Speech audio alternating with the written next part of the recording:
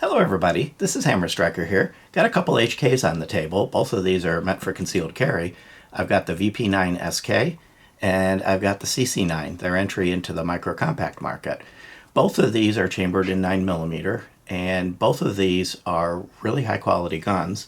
Neither of them have the HK comma in them, but the MSRPs are, they are HKs, so they do command HK prices. The MSRP on this is $909. Obviously, you're going to see it probably a lot less than that, but I usually use MSRP because it's comparable. You've got something even to compare to. The CC9, which is sitting here,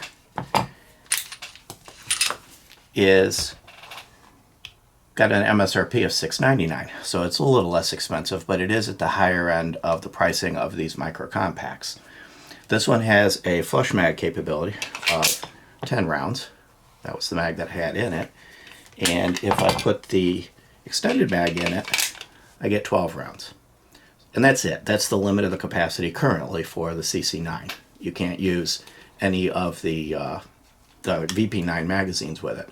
It's almost a 3-finger grip with the pinky extender mag in it, and with the flush mag in it, it's kind of 2.5. The pinky kind of doesn't really have a place to go, and because it sticks out a little bit at the front, it's kind of actually a little more comfortable to just let the pinky hang, at least with this gun, depending on the size of your hands. It is a comfortable grip. Of course, it's thin. It comes in at 0.99 inches versus 1.32 for the VP9 SK. But it's comfortable. It's well designed. It's ergonomic. It's got nice texture. Does not have replaceable back straps, which is quite common with these micro compacts. If I move over here to the VP9 SK, let me put its flush mag in. Truly a 2-finger grip. I mean, with the flush mag, it's 2 fingers and that's that, unless you've got a smaller hand. It is the button version. A lot of the HKs have the paddle for the mag release. It does have replaceable back straps and nice texture. Also, overall, a comfortable gun, but a little bit thicker, so it's a little bit more ergonomic. When you make the grip thicker, you actually have room to put some curves and kind of make it a little bit more comfortable. There is a pinky extender mag that gives you the same 10 rounds, so this mag doesn't extend capacity. All it is a base plate, but now you've got a full 3-finger grip. And then, of course, it does have an available extended mag, which also acts as a pinky extender. And that also gives you a full 3-finger grip, but now you're up to 13 rounds. This gun will also take the mags from its bigger brothers, so 15, 17, and up, whatever you have for the regular VP9. You just lose some of that seamless integration with the grip. The mag's just going to hang down, but they do work. Overall, both of these are nice guns. They're well done. Of course, it has the quality you would expect from HK. Ergonomically, they have very similar features. Both have front and rear serrations. Both have Picatinny rails. Both have wider trigger guards. The VP9 SK, of course, has a little bit bigger trigger guard. It's a bigger gun. It's got room for it. But both of them have big enough trigger guards that there's room to get your hands in there. One difference, the VP9 series has these wings. And these wings, if you were to slide off of the serrations as you're trying to pull it, these wings kind of act as a backstop. It makes it really easy to ensure that you can grab the gun and cycle the gun. The slides on these are not light rack. Neither one of these, what I would consider light rack, are actually a little bit on the heavier side. This one doesn't have the wings. They're going for that super thin, so of course they're not going to put the wings on it. And now that I have it in this position, this front sight on the CC9 is tritium with a ring. The rear is blackout. I'm not a big fan of blackouts, but that's the sight that's on it. This one here actually comes from the factory with tritium sights with the ring, so similar to the front sight. These are replacement sights. These are TFOs, which are tritium and fiber optic. These are a lot brighter at the range. I will put in an overlay of the factory sights on the VP9 so you can see what they would be. The factory sights are decent. I just happen to like these sights, so I put them on. And this is a optic ready on the CC9. The VP9 SK is not. So if you wanted to put one of the smaller optics on this, of course that would eliminate the rear sight being blackout if you didn't like it. The thing I do want to note, the VP9 series now has an A1, and in the VP9 A1 series they are optic ready. As of the making of this video, there isn't an SK in that A1 series, so hopefully they bring that forward to the SK. If they do that, then you would also have optics ready on the VP9 SK. Right now, that's not an option.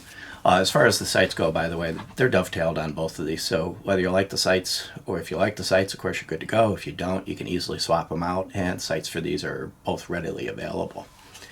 Both of these are reliable guns. The HKs in general tend to be reliable.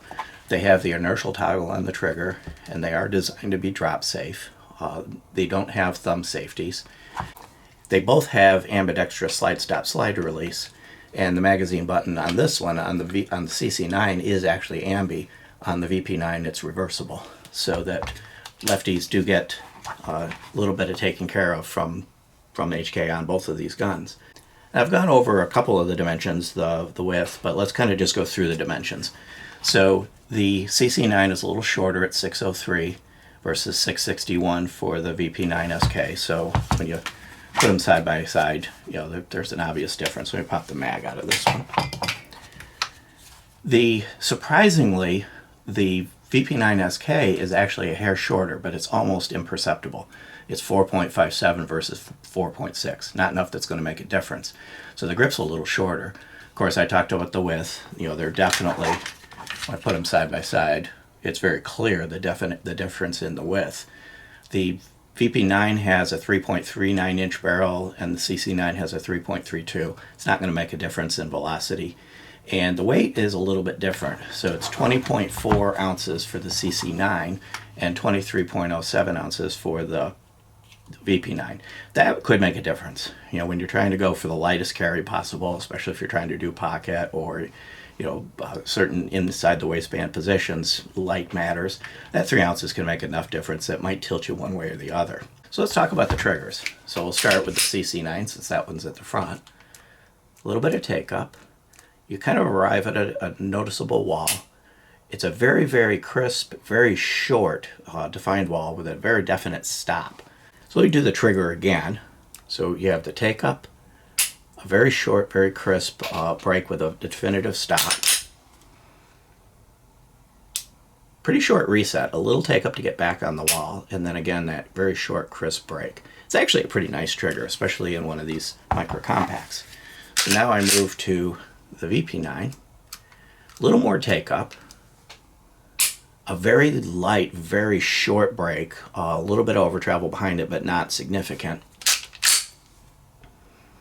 A little longer reset and more take up to get back on the wall. It's a definite noticeable reset, and then a break. The triggers are different, but the triggers are both very good. It all depends on what you like. I tend to like a very defined break, so the CC9 trigger would kind of fit into that territory. Others kind of like a lighter trigger, which is what gets you with the VP9. Overall, I found these both relatively easy to shoot well. Of course, I did have a challenge with the blackout rear sight. Those don't work as well for me, so this one was a little harder to shoot well simply because of the sights, not because of any mechanical issue with the gun. The VP9, even with the original sights, was fairly easy to shoot well because I could see the sights and everything else. Overall, if you're looking for the lightest, if you need a pocket gun, if you need a very light inside the waistband gun, the CC9 would be a good choice. It fits well with all the other micro compacts that are out there, and it's thin.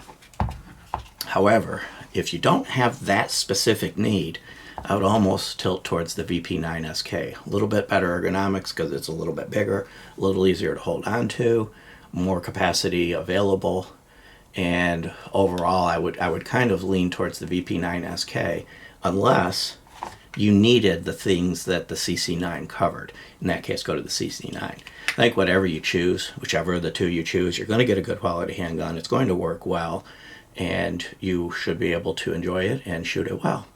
Beyond that, if you like our videos, please give us a thumbs up, subscribe, click that bell to be notified if you do. Check us out on Rumble and YouTube. Player, it appears, is Nevermore. And, of course, Instagram. Thank you.